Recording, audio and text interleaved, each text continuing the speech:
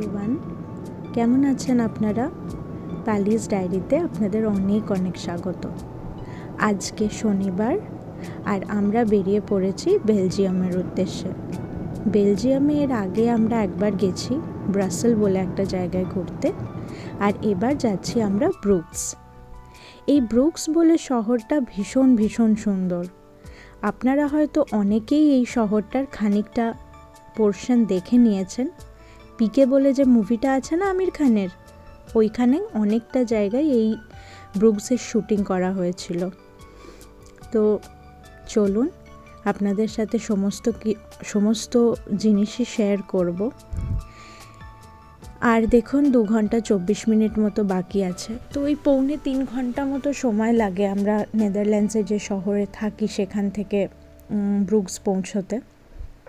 আমরা actually direct Brooks যাচ্ছি না, আমরা যাচ্ছি রোজেলেয়ার বলে একটা জায়গায় যেখানে আমাদের হোটেল নেওয়া হয়েছে। তো ফার্স্টে আমরা ওখানে চেক ইন করব, তারপর আমরা ব্রুকস ঘুরতে যাব। তো আপনাদের সাথে সবই শেয়ার করব। এবার একটা ভ্লগে পুরোটা তো শেয়ার করা পসিবল নয়, কারণ অনেকটা বড় হয়ে যাবে, তাই পার্টে পার্টে শেয়ার করব। তো আপনারা সঙ্গে থাকুন, দেখতে থাকুন, আশা করি ভালো লাগবে। এই দেখুন আমরা বেলজিয়াম ঢুকে গেছি প্রায় অনেকক্ষণই। বেলজিয়ামে জানেন তো ভেতরে না রাস্তায় প্রচুর জ্যাম থাকে। আমরা নেদারল্যান্ডসে কিন্তু খুব একটা এতটা কনজেশন ফেস করি না, মানে সিটির ভেতরে। হাইওয়েতে অনেক সময় থাকে, বাট সেটা উইকডেজে থাকে, কিন্তু সিটির ভেতরে এতটা কনজেশন সচরাচর থাকে না। বাট বেলজিয়ামে আমরা যে দুবার এলাম, দুবারই দেখলাম ভেতরে প্রচুর ট্রাফিক। দেখুন পাশে রাস্তাগুলো কি সুন্দর দেখতে লাগছে। সেই ছোটোবেলায় আমরা আঁকতাম না, একটা কুঁড়ে ঘর, সামনে মাঠ, মধ্যেখান দিয়ে একটা নদী বয়ে যাচ্ছে আর ছোট ছোট গাছ। নেদারল্যান্ডস বা ইউরোপের বিভিন্ন জায়গা একদম ওরকমই দেখতে। এখন মনে হয় এগুলোই বোধহয় আমরা পেন্ট করতাম।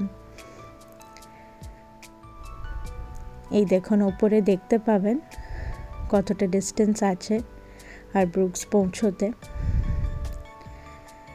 এই যে আমরা এসে গেছি, আমরা এসেছি রোজেলেয়ার বলে একটা জায়গায়, আর আমাদের হোটেলের নাম পার্ক হোটেল।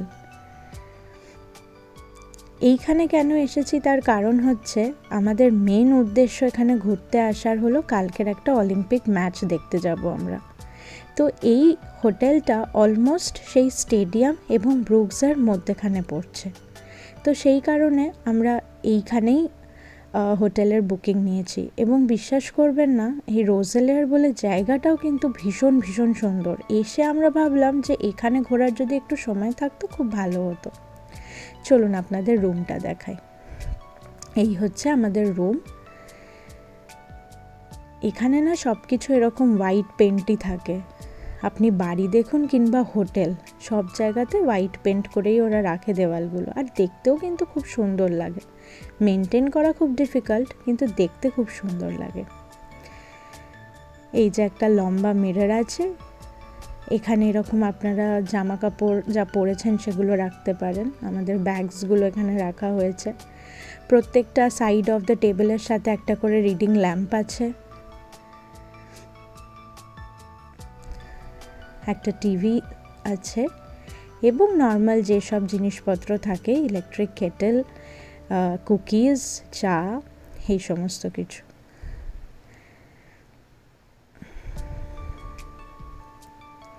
এই রুমটার স্পেশালিটি হচ্ছে এটার সাথে একটা অ্যাটাচ ব্যালকনি ছিল, বাকি রুমসগুলোতে ছিল না।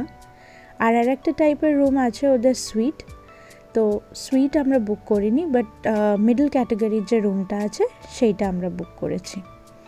তো এখানে আপনারা একটু পরে দেখতে পাবেন ব্যালকনিটা। ব্যালকনি থেকে না পুরো সিটি ভিউ, সামনেটা খুবই সুন্দর। রোজেলেয়ার বলে যে জায়গাটা, সেটার স্টেশনটাও একদম এই হোটেলের সামনে। তো আপনারা যদি ট্রেনে করে আসেন তাহলেও একদম সামনেই পড়বে হোটেলটা। এই গেল আজকের ভ্লগ, আজকের অবধি। এর পরের ভ্লগে আসবে আমাদের ব্রুজের সফরের কথা। আশা করি আপনাদের সকলের ভালো লেগেছে।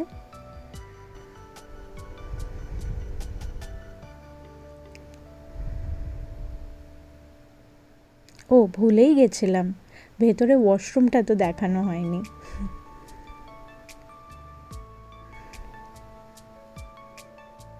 এই যে ওয়াশরুমটা, প্রথমে ঢুকে না আমাদের মনে হলো বোধহয় নতুন করে বানিয়েছে, এতটাই পরিষ্কার চারদিক। এই যে এখানে দুটো গ্লাস রাখা আছে, ওরা মনে করে যে বাথরুমের এই কল থেকে জল নিয়ে লোকে জল খাবে, যদিও সেটা আমার নিজের খুব একটা পছন্দ নয়। আর এই যে সব জায়গাতেই না এদের হেয়ার অ্যান্ড বডি শ্যাম্পু থাকে, মানে হাত ধোয়ার জন্যও এরা শ্যাম্পুই ইউজ করে। আমি কখনো দেখিনি হ্যান্ড ওয়াশ রাখতে কোথাও, মানে হোটেলগুলোতে আর কি। একটা হেয়ার ড্রায়ারও ছিল। এই তো আজ তাহলে এই পর্যন্তই। আশা করি আপনাদের ভালো লেগেছে। যদি ভালো লাগে একটা লাইক করবেন, সাবস্ক্রাইব করবেন আর জানাবেন কেমন লাগলো। আবার দেখা হবে পরের ভিডিওতে অন্য কোনো একদিন। Till then take care, tata.